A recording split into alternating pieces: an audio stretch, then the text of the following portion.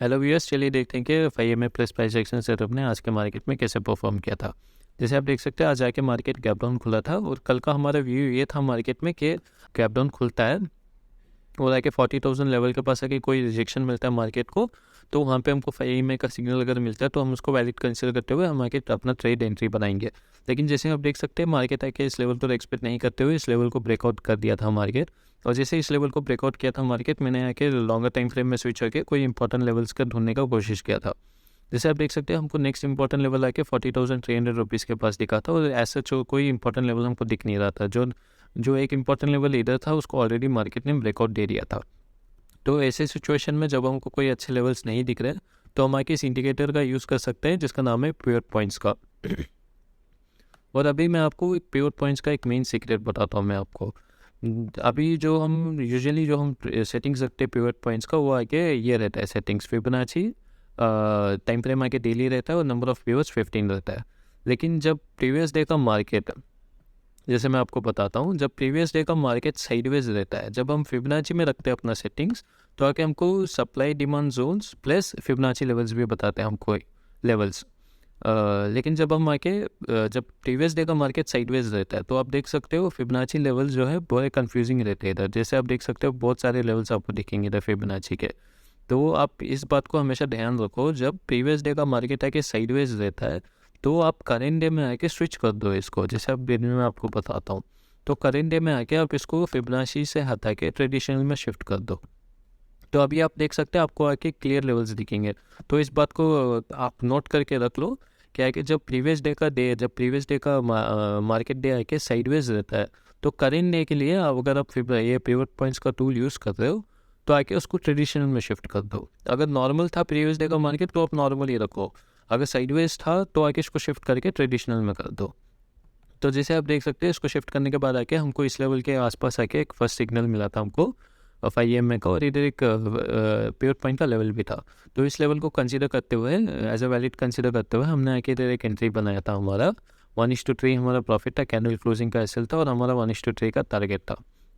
अभी मैं आपको एक मेन साइकोलॉजी पॉइंट बताता हूँ। जब एसएल का बात आता है हमारा, तो हम आके हमेशा कैंडल क्लोजिंग को ही कंसीडर करते हैं, क्योंकि बार बार ऐसा होता है कि मार्केट प्राइस हमारे एसएल के ऊपर जाके विक्स बना के नीचे आके क्लोजिंग देके हमारा टारगेट हिट कर देता है। लेकिन जब टारगेट की बात आती है, जब प्राइस आके मार्केट का प्राइस आके हमारे टारगेट के पास आ गया है और आपके पीएनएल में आके आपका जो डिज़ायर टारगेट था, जो आपका टारगेट आप बता के मतलब फिट करके रखे थे, वो आपको पीएनएल में दिख रहा है, तो समझदारी उसी में होगी कि आप बुक कर दो उस प्रॉफिट को। यानी कि वेट करो कि कैंडल क्लोजिंग कब देगा और उसके बाद ही मैं बुक करूँगा प्रॉफिट। उसमें समझदारी नहीं है। जब पीएनएल आपको दिख रहा है, आपके पीएनएल में आपका टारगेट दिख रहा है, तो समझदारी उसी में होगी कि आप बुक कर दो। लेकिन और ऐसा भी नहीं है कि आपको इधर टाइम नहीं मिलेगा बुक करने का। जैसे मैं आपको अभी बताता हूँ, 1 मिनट के टाइम फ्रेम में स्विच होके, एक सेकेंड में थोड़ा जूम कर लेता हूँ इधर।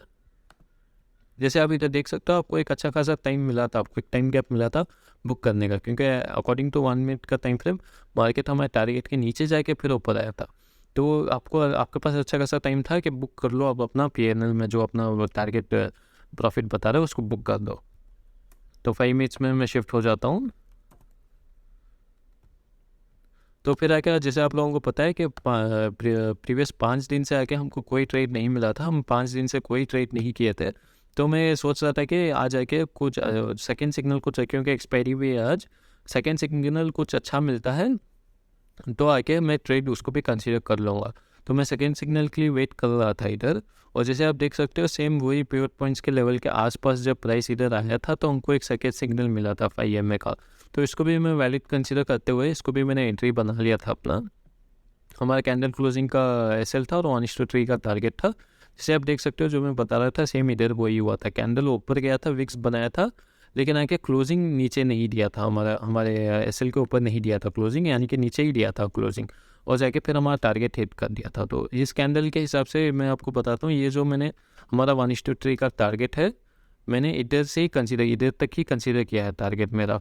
यानी कि इसके लिए है कि मैंने कैंडल क्लोजिंग के लिए वेट नहीं किया था, यहाँ का कंसीडर नहीं हुआ किया था मैंने प्रॉफिट। जैसे मैंने पीएनएल में डिज़ायर टारगेट दिखा था, उसी को मैंने इतना ही कैंडल इतने ही तक आके मैंने प्रॉफिट आके हिसाब में रखा हूँ, यहाँ तक नहीं।